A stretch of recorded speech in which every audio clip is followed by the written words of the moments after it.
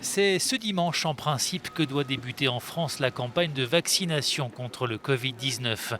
La Haute Autorité de Santé doit d'abord rendre son avis cette semaine sur le vaccin développé par Pfizer BioNTech, jugé efficace à 70% et qui a déjà obtenu l'aval de l'Agence européenne des médicaments.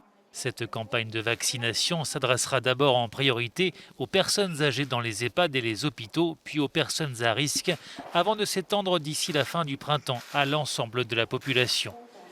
Ces Il mesures ne de sera contrainte pas assez évidentes obligatoire de pour se nos faire concitoyens vacciner, a insisté le problématisent président français le Emmanuel Macron, luxe avec mais des un formes texte beaucoup plus présenté ce lundi agressives. en Conseil des ministres a semé le doute. Il s'agit du projet de loi instituant un régime pérenne de gestion des urgences sanitaires. L'un des articles du texte fait polémique. Il prévoit que le Premier ministre peut, le cas échéant, subordonner les déplacements des personnes, leur accès aux moyens de transport ou à certains lieux, ainsi que l'exercice de certaines activités à la présentation des résultats d'un test de dépistage, au suivi d'un traitement préventif, y compris à l'administration d'un vaccin. Si toutes Cet les article a fait conditions sont bondir des réunies, députés de les l'opposition de premières droite vaccinations qui voient une façon pourraient donc détournée être d'obliger les Français à réalisées se faire dès la vacciner. dernière semaine Pour Marine du Le mois Pen, de la décembre. présidente du Rassemblement national, il ne peut y avoir de citoyenneté de seconde zone pour les individus non vaccinés. C'est profondément délétère et liberticide, écrit-elle sur Twitter. Guillaume Pelletier du parti Les Républicains interpelle directement Emmanuel Macron.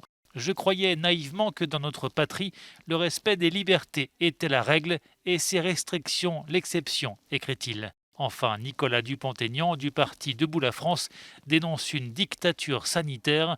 L'exécutif, dit-il, profite des fêtes de fin d'année pour s'attaquer aux libertés individuelles des Français. Réagissant aux critiques, le ministre de la Santé, Olivier Véran, a souligné que ce texte avait pour but de mettre dans le droit commun des dispositifs pour protéger les populations et qu'il pouvait concerner aussi bien cette pandémie que n'importe quel autre événement sanitaire majeur. Selon un récent sondage, les Français sont parmi les plus sceptiques en Europe vis-à-vis du vaccin. 1 sur 2 accepterait de se faire vacciner. Beaucoup émettent des doutes sur le manque de recul et l'efficacité de ce vaccin et aussi des craintes sur de possibles effets indésirables.